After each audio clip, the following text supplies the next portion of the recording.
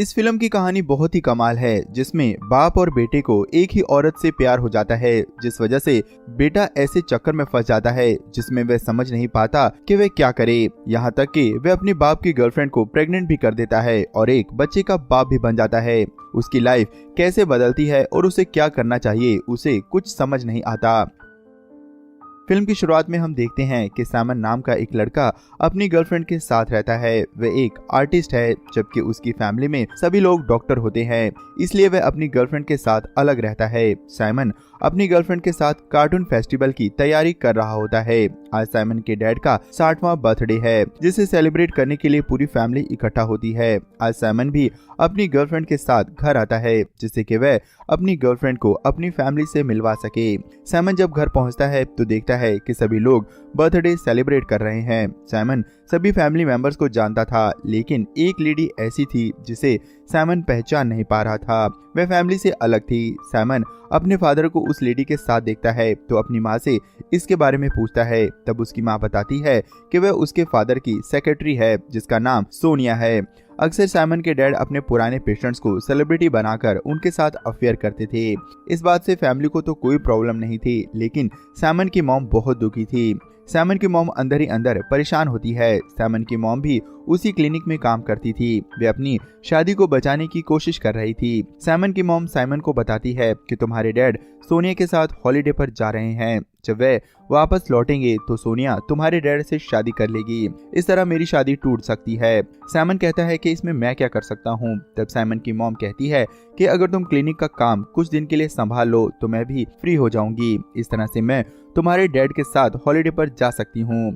Simon अपनी mom की बात मान लेता है और क्लिनिक में काम करने के लिए राजी हो जाता है। अब सैमन के डैड बिना मन के ही सैमन की मॉम के साथ हॉलीडे पर चले जाते हैं, जिसके बाद सैमन को सोनिया के साथ क्लिनिक पर काम करना होता है। सोनिया सैमन से कहती है कि तुम अपने डैड और मेरे बीच क्यों आ रहे हो। इस पर सैमन कहता है कि क्या तुम मेरे डैड के बारे में नहीं जानती हो, वे अक्सर इस तरह कई गर्लफ्रेंड बनाकर छोड़ चुके हैं। थोड़ी देर तक चुप रहने के बाद वे कमरे में आती है। सोनिया सैमन से कहती है कि तुम नहीं जानते तुम्हारे डैड और मेरे बीच कितना गहरा रिश्ता है। थोड़ी देर बाद सैमन सोनिया को फोन पर बातें करते देखता है। वह समझ जाता है कि उसके डैड हॉलीडे पर होने के बावजूद भी सोनिया से बातें कर रहे हैं। सोनिया और सैमन उसके डैड के ऑफिस में एक ही काम करते हैं, जो कि बहुत ज्यादा बोरिंग होता है, इसीलिए वे दोनों बहुत बोर हो रहे थे। सोनिया सैमन से कहती है कि तुम्हारे डैड मुझसे अपने प्यार का इजहार भी करते हैं और मुझे छोड़कर हॉलीडे भी चले गए। वे बहुत इमोशनल होकर रोने लगती है। ये देखकर सैमन उसे टिश्यू पेपर देता है। इसके बाद सोनिया सैमन के गले लगकर रोने लगती है। इस दौरान वह सैमन को किस कर लेती है। जल्दी उसे एहसास होता है कि वे क्या कर रही है। वे दोनों अलग हो जाते हैं। सैमन बाहर जाकर सोचने लगता है कि वह ये क्या कर रहा था। इधर सैमन की गर्लफ्रेंड उसे कहती है कि अगले महीने हमारा कार्टून फेस्टिवल है और ये तुम किस काम में फंस गए हो। सैमन समझ नहीं पा रहा था कि मॉम से किया वादा निभाए या फिर अपनी गर्लफ्रेंड की बात सुने।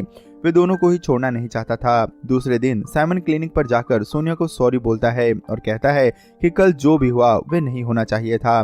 सोनिया कहती है कि ये कोई बड़ी बात नहीं है। सैमन कहता है कि तुम ये बात डैड को मत बताना। तब सोनिया कहती है कि मैंने ऑलरेडी तुम्हारे डैड को बता दिया है कि तुम्हारे पीछे मैं किसी लड़के के साथ एंजॉय कर रही हूँ, लेकिन वह तुम हो ये नहीं बताया। सोनिया कहती है कि ऐसा उसने इसलिए किया है जिससे तुम्हारे डैड का मूड खराब हो जाए। सैमन सोचता है कि वो ये कौन सी मुसीबत में फंस गया है। सोनिया के जाने के बाद वह सोनिया की जानकारी इकट्ठा करने लगता है। असल में वह उसके डैड की एक्स पेशेंट थी। वह पेशेंट फाइल में सोनिया की फाइल निकाल कर पढ़ता है तो उसे पता चलता है कि सोनिया बहुत ही अजीब पेशेंट थी। बात बात पर वो सुसाइड करने लगती थी। सोनिया को सैमन की इस हरकत के बारे में पता चल जाता है। सोनिया अपनी फाइल खोजती है। जब वह उसे नहीं मिलती तो वह सैमन से फाइल मांगती है। सैमन उसकी फाइल उसे दे देता है। सोनिया उसे कहती है कि इस बात के लिए वह उस पर केस कर सकती है।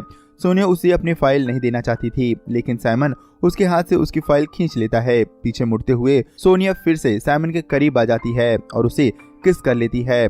सैमन भी अपने आप को रोक नहीं पाता। तब सोनिया कहती है कि नीचे चलो, यहाँ कोई देख लेगा। तभी क्लिनिक पर काम करने वाले दूसरे मेंबर आ जाते हैं। सैमन दरवाजे के पीछे छुप जाता है।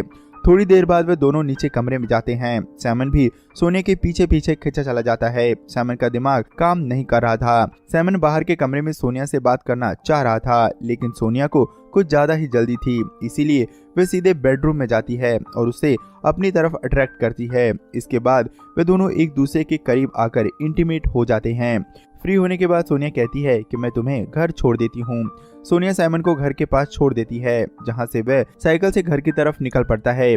रास्ते में वह देखता है कि उसकी गर्लफ्रेंड किसी और आर्टिस्ट फ्रेंड के साथ लंच कर रही है। सैमन उसके पास जाता है और पूछता है कि ये कौन है। वह कहती है कि कार्टून फेस्टिवल की तैयारी के लिए उसे किसी का साथ चाहिए था, तुम तो अपनी फैमिली के काम में बिजी हो। सैमन की गर्लफ्रेंड उसे किस करती है। सैमन चला जाता है, लेकिन उसे अब शक होने लगा था। इसके बाद सैमन अपनी गर्लफ्रेंड का पीछा करता है। वह देखता है कि वह उस लड़के के साथ कार्टून फेस्टिवल की तैयारी कर रही है। सैमन अपनी गर्लफ्रेंड के घर जाता है और कहता है कि तुमने तो बहुत जल्दी ही नया फ्रेंड बना लिया। वह कहती है कि मैं इस फेस्टिवल की महीनों से तैयारी कर रही हूँ, इसलिए मुझे किसी का साथ जरूर चाहिए था। उसी वक्त सैमन की मॉम का फोन आता है और वह कहती है कि तुम अपने डैड का काम मत छोड़ना, वह बहुत जल्दी आ रहे हैं, प्लीज कुछ दिन और मैनेज कर लो। सैमन समझ नहीं पा रहा था कि वह क्या करे। उसी रात सैमन अपनी गर्लफ्रेंड के साथ एक नाइट क्लब में जाता है, जहां वे दोनों काफी इंजॉय कर रहे होते हैं। वे दोनों काफी करीब आ रहे थे, लेकिन सैमन के दिमाग में उथल पुथल चल रही होती है। अंत में वह फैसला करता है कि वह अपनी गर्लफ्रेंड को सोनिया के बारे में सब कुछ बता देगा। सैमन अपनी गर्लफ्रेंड को बता देता है कि वह सोनिया के साथ इंटीमेट हुआ था, जिसके बाद उसकी गर्लफ्रेंड गुस्सा होकर वहां से चली जाती है। उसी वक्त उसे सोनिया का मैसेज आता है, जिसमें लिखा होता है कि आज शनिवार है, तुम अगर फ्री हो तो मेरे घर आ जाओ। सैमन सोनिया के घर चला जाता है। वह देखता है कि सोनिया अकेली थी। थोड़ी देर बातें करने के बाद वे दोनों इंटीमेट होते हैं। रात को डिनर करते वक्त वे दोनों बातें करते हैं। अब वे काफी घुल मिल गए थे। सैमन रात को वहीं पर सो जाता है। सुबह उठने पर सैमन देखता है कि सोनिया मार्केट गई है। वह कमरे में एक फोटो फ्रेम देखता है जो कि सोनिया और उसके डैड की थी, जिसे देखकर वह समझ जाता है कि ये फ्लैट उसके डैड का है जो उन्होंने सोनिया को दे रखा है। तभी उसके डैड वहां आ जाते हैं। उसके डैड सैमन को यहाँ देखकर हैरान हो जाते हैं। वे सैमन से पूछते हैं कि तुम यहाँ पर क्या कर रहे हो, लेकिन सैमन उल्टा अपने डैड से पूछता है कि आप यहाँ क्या कर रहे हो। उसके डैड कहते हैं कि ये मेरा ही घर है और मैं अपनी बुक लेने आया था। उसके डैड उसे बताते हैं कि सोनिया उनके साथ इसलिए रिलेशनशिप में है क्योंकि वह उससे एक बेबी चाहती है। मैं उसे बेबी नहीं दे सकता क्योंकि मेरी नसबंदी हो चुकी है। तभी सोनिया वहां आ जाती है। वह सैमन के डैड से नाराज थी क्योंकि वह उसे हॉलिडे पर नहीं ले गए थे।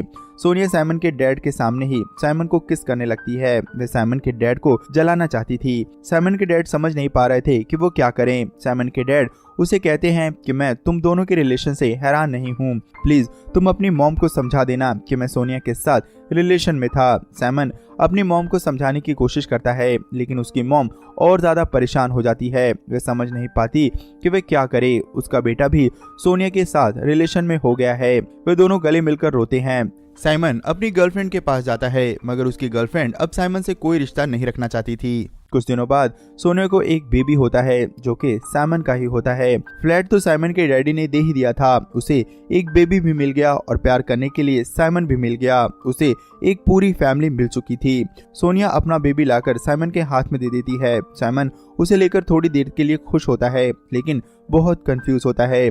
आखिर उसकी जिंदगी के साथ ये हो क्या रहा है। कुछ दिन पहले तो वह अपनी गर्लफ्रेंड के साथ था। वह अपनी फैमिली के चक्कर में ऐसा फंसा कि वह समझ ही नहीं पा रहा था कि उसके साथ ये कौन सा खेल हो गया है।